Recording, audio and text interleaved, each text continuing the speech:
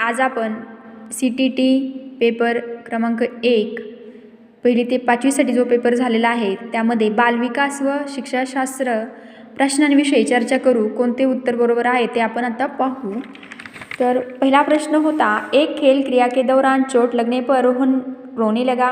यह देखकर उसके पिता ने कहा, लड़कियों की तरह व्यवहार ना करो, लड़के रोते नहीं है. पिता का यह कथन.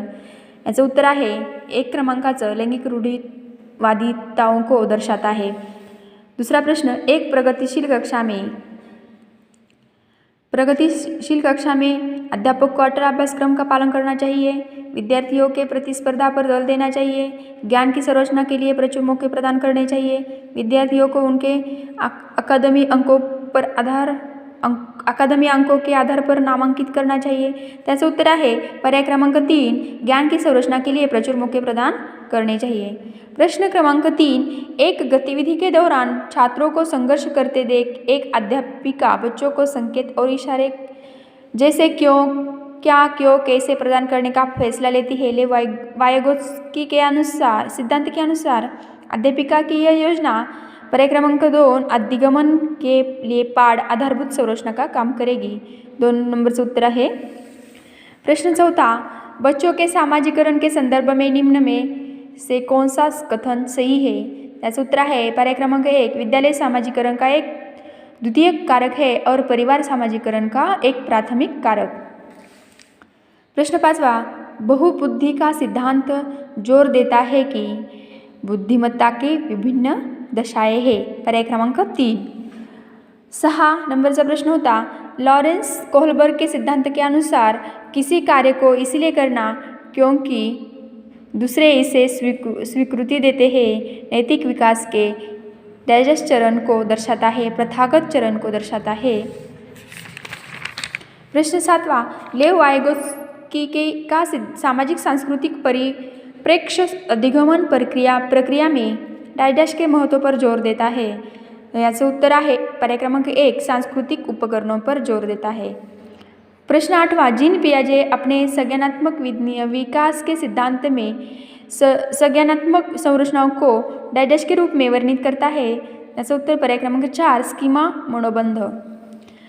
प्रश्न 9, जीन पियाजे के संज्ञानात्मक विकास के सिद्धांत में पूर्व सक्रियात्मक अवस्था में विकास का मुख्य गुण क्या है. याचं उत्तर आहे पर्याय क्रमांक 2, विचार सोच में केंद्रीकरण. प्रश्न 10, विकास के संदर्भ में निम्न में से कौन सा कथन सही है. याचं उत्तर आहे पर्याय क्रमांक 4, विकास बहुआयामी होता है. प्रश्न 11, जन्म से किशोरावस्था तक बच्चों में विकास किस क्रम से होता है. सांवेदिक, मूर्त, अमूर्त. पर्याय क्रमांक 1. प्रश्न 12, एक प्रगतिशील कक्षा में व्यक्तिगत विभिन्नताओं को किस प्रकार देखना जाना चाहिए. त्याचं उत्तर आहे पर्याय क्रमांक 4, अध्यापन अधिगमन प्रक्रिया की परियोजना के लिए महत्वपूर्ण. प्रश्न 13, एक समावेशी कक्षा में डाइजेस्ट पर जोर देना होना चाहिए. त्याचं उत्तर आहे पर्याय क्रमांक 4, हर बच्चे के सामर्थ्य को अधिकतम करने के लिए अवसर प्रदान करें. प्रश्न 14, दिव्यांग अधिकार अधिनियम 2016 के अनुसार निम्न में से किस शब्दावली का प्रयुक्त है. त्याचं उत्तर आहे छात्र जिसे शारीरिक दिव्यांगता है. पर्याय क्रमांक 3.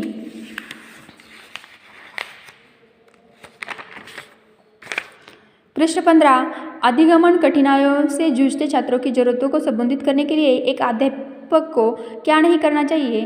त्याचं उत्तर आहे पर्याय क्रमांक 4, शिक्षा शास्त्र और आकलन की जटिल संरचनाओं का प्रयोग यह नहीं करना चाहिए. प्रश्न क्रमांक 16, सृजनात्मक की पहचान का प्रमुख लक्षण क्या है.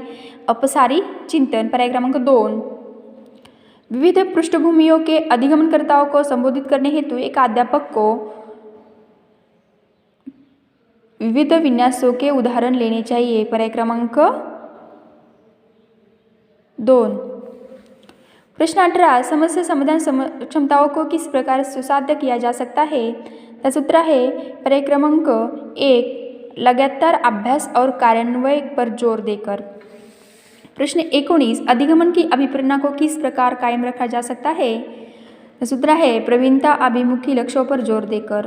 पर्याय क्रमांक 2, शर्मंदगी ऐसा उत्तर है का संज्ञान पर नकारात्मक प्रभाव पड़ सकता है। पर्याय क्रमांक 2। प्रश्न 21, निम्न में से अध्यापन अधिगमन का सबसे प्रभावशाली माध्यम कौन सा है? त्याचं उत्तर आहे पर्याय क्रमांक 2, संकल्पनाओं के बीच संबंध खोजना। प्रश्न 22, एक अध्यापिका को दिए गए किसी कार्यकलाप में छात्रों की विभिन्न त्रुटियों का विश्लेषण करना चाहिए। त्याचं उत्तर आहे पर्याय क्रमांक 2, त्रुटियों की समझ अध्यापन अधिगमन प्रक्रिया के लिए अर्थपूर्ण। प्रश्न 21, बच्चों को सीखने में कठिनाई होती है जब सूचना अलग अलग टुकड़ों में प्रस्तुत की जाए। याचं उत्तर 1 क्रमांकाचं आहे। प्रश्न 24, अधिगमन की सर्वोत्तम अवस्था कौन सी है? याचं उत्तर आहे पर्याय क्रमांक 3, संतुलित उत्तेजना कोई भय नहीं। प्रश्न 25, अधिगमन का संरचनात्मक विचार यह सुझाव देता है कि ज्ञान की संरचना में बच्चे सक्रिय भूमिका निभाते हैं। पर्याय क्रमांक 3, अधिगमन के लिए निम्न में से कौन सी धारणा उपयुक्त है? त्याचं उत्तर आहे पर्याय क्रमांक 2, योग्यता अटल है।